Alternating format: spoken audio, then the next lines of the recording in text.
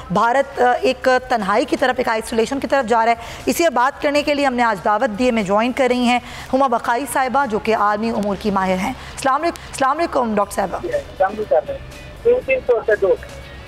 जी अस्सलाम वालेकुम डॉक्टर हुमा साहिबा, आपको मेरी आवाज़ आ रही है? हुमा बकाई, मेरी आवाज़ आ रही है? अस्सलाम वालेकुम हुमा बकाई साहिबा, आपको मेरी आवाज़ आ रही है? आवाज़ आ रही है? जी मुझे आपकी आवाज़ आ रही है। जी डॉक्टर साहबा, आप किस तरह देख रही हैं ये जो इकदाम उठाया भारत ने कि जी मकबूजा वादी में आप G20 इजलास बुला रहे हैं, जिसको 5 ममालिक जो हैं वो उसको यकसर मुस्तरद कर चुके हैं, बल्कि एहतजाजन उन्होंने बाइकआउट किया है। आप क्या समझती हैं ये क्या इकदाम था, क्या हासिल करना चाहता था भारत इससे? देखिए, भारत ने शुरुआत तो इस तरह से की थी कि क्योंकि उसके पास प्रेसिडेंसी थी और ये वर्किंग ग्रुप है G20 का, टूरिज्म पे एक समिट है। तो जो एक नारा है ना कि टेररिज्म को आप रिप्लेस कर दें टूरिज्म में, उसको सामने रखते हुए और ये दिखाने के लिए कि वहाँ सब खैरियत है और नॉर्मलेंसी है, उसके लिए उनकी कोशिश थी कि वो ये पर्टिकुलर समिट वहाँ कर दें।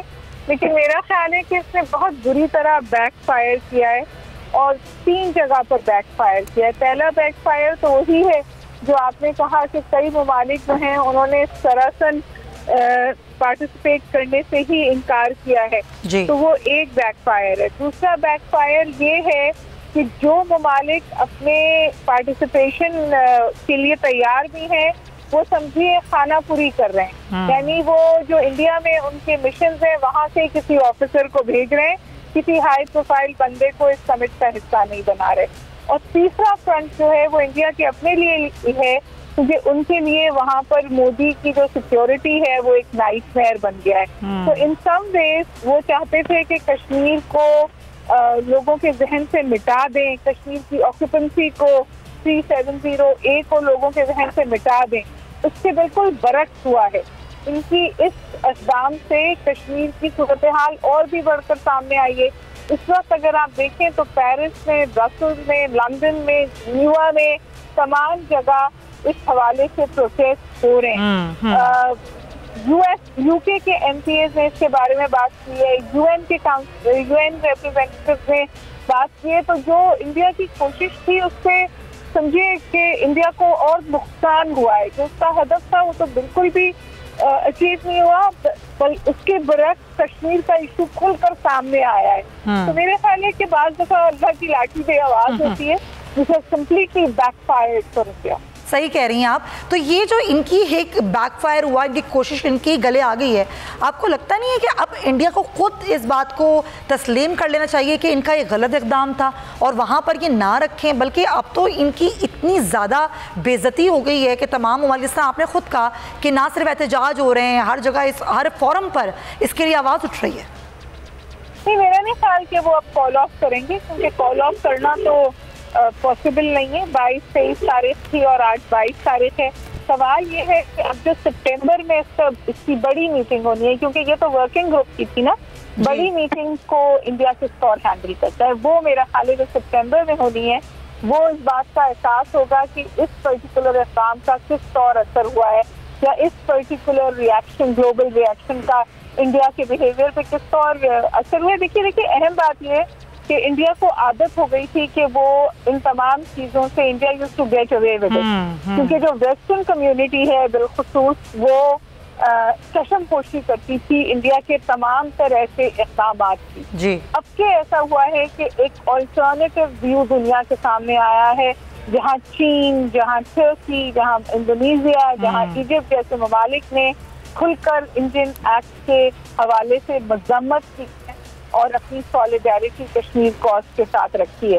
तो मेरे ख्याल ये पैराडाइम शिफ्ट है ग्लोबल पॉलिटिक्स में।